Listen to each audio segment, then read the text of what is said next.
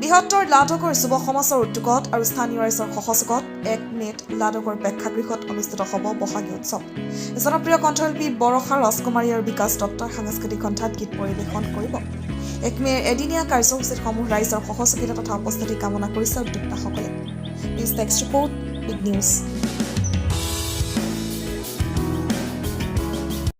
লাডকৰ যুৱ সমাজৰ সৌজন্যত আৰু স্থানীয় ৰাইজৰ সহযোগত অনুষ্ঠিত কৰিবলগীয়া ৰঙালী বিহু সন্মিলন অহা 1 মে'ত সকলো ৰাইজৰ উপস্থিতি তথা সহায় সহযোগিতা আমি কামনা কৰিছোঁ আৰু সকলোৱে সহায় কৰিব বুলি আমি আশা ৰাখিছোঁ।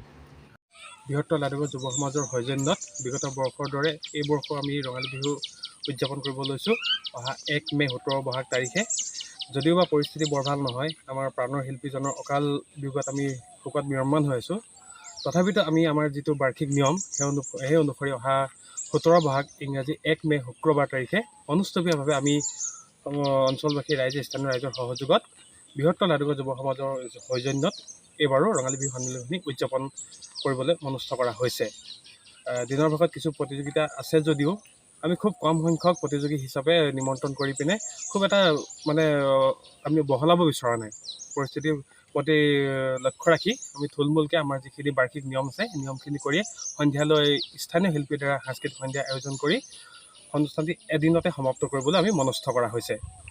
সমগ্ৰ ৰাইজৰ আশীৰ্বাদ আছে আমাৰ লগত। সমগ্ৰ অঞ্চলবাসী ৰাইজ আমাৰ সহযোগ কৰিছে। সকলোৱে আমাৰ স্থানীয় বিধায়কসকলো আহিব, জ্যেষ্ঠসকলো আহিব, আৰক্ষী বিষয়া উচ্চপদস্থ আৰক্ষী বিষয়াসকলো আমাৰ ইয়াত উপস্থিত থাকিব।